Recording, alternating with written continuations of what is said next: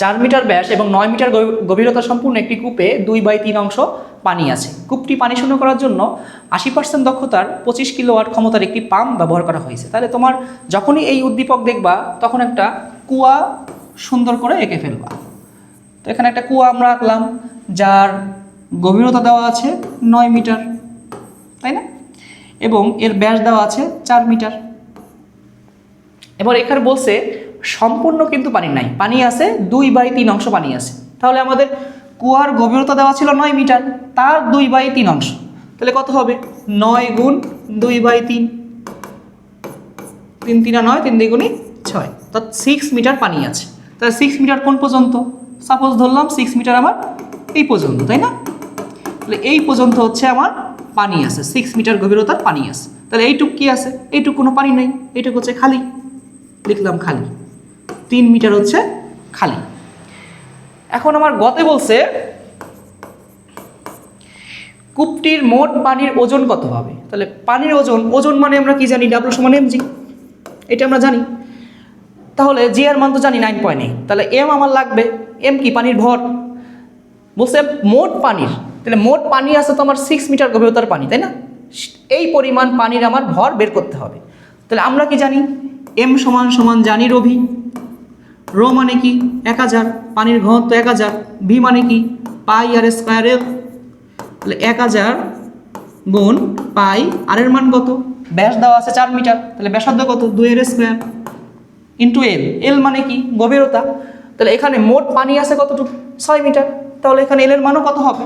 6। যদি মোট পানি বলতো, মোট পানির অর্ধেক পরিমাণ পানি আমি তুলবো, তাহলে এখানে তো 3, তাই না? যতটুকু পানি তুলবো ততটুকু পানির গভীরতা এখানে আমরা ইউজ করব। তাহলে এটা করলে কিন্তু আমাদের এম এর মানটা হয়ে যাবে যে কত কেজি আমার পানির ভর। ঠিক আছে? তাহলে এই এম এর মানটা যদি আমি এখানে বসাই, এর সাথে 9.8 গুণ করি, তাহলে কিন্তু আমার পানির ওজনটা বের করতে পারবো। শেষ। এখন আসো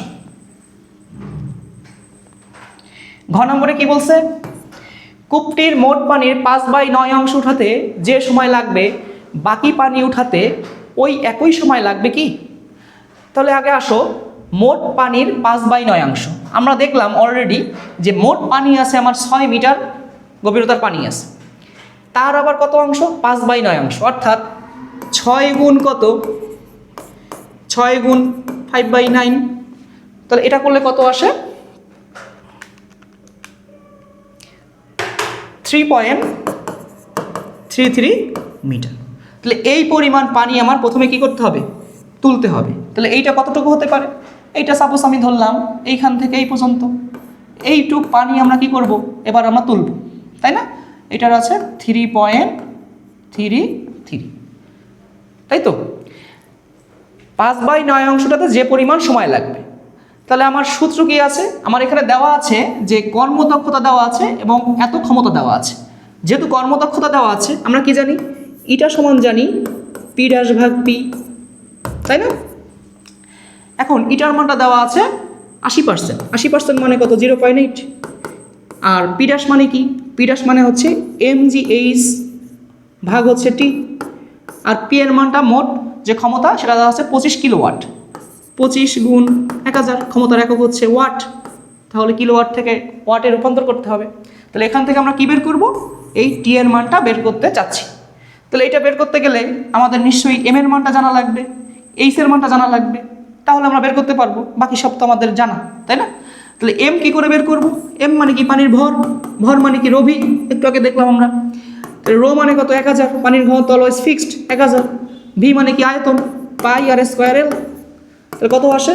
1000 গুণ পাই, আর এর মান কত? ব্যাস দেওয়া আছে 4, তাহলে ব্যাসার্ধ কত? 2 এর স্কোয়ার ইন্টু এল। এল কতটুকু হবে? যতটুকু পানি তুলবো তার গভীরতা। আমি পানি তুলবো কতটুকু? 3.33 মিটার, এইটুক। তাহলে এইটুকের গভীরতা তো আমরা বের করছি 3.33 মিটার। তাহলে আমার এম এর মান কি বের হয়ে গেল? কত কেজি পানি আমরা তুলবো সেটা আমরা বের করে ফেললাম, তাই না? কত কেজি পানি আমরা তুলবো সেটা আমাদের বের হয়ে গেল।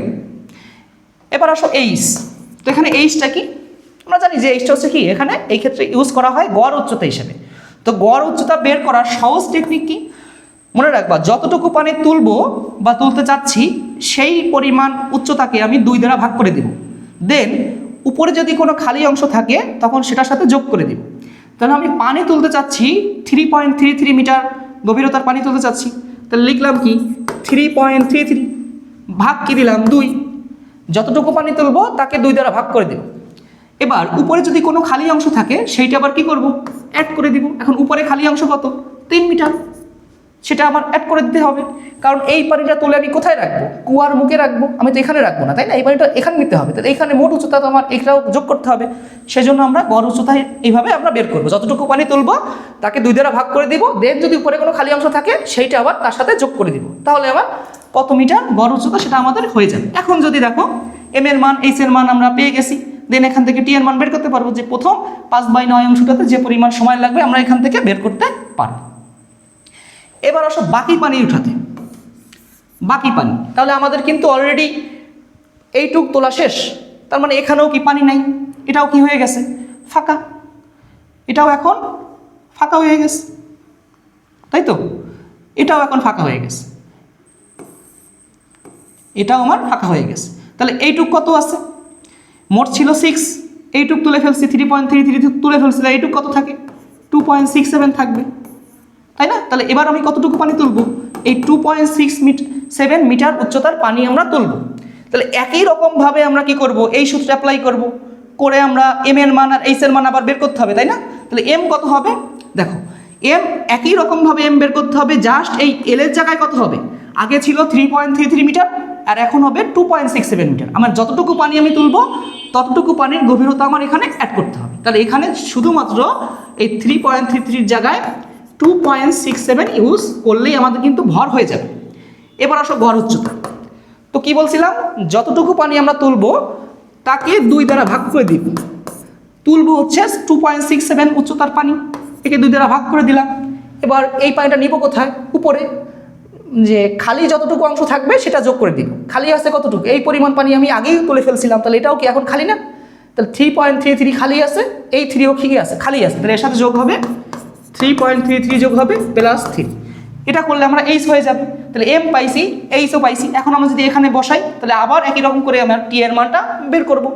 তাহলে আগে আমার টি কত হয়েছে, আগে আমার সময় কত লাগছে এবং বাকি পানি তুলতে আমার সময় কত লাগছে আমাদের বের হয়ে গেল। এখন তুলনা করব যে সময় একই লাগছে কি লাগে নাই।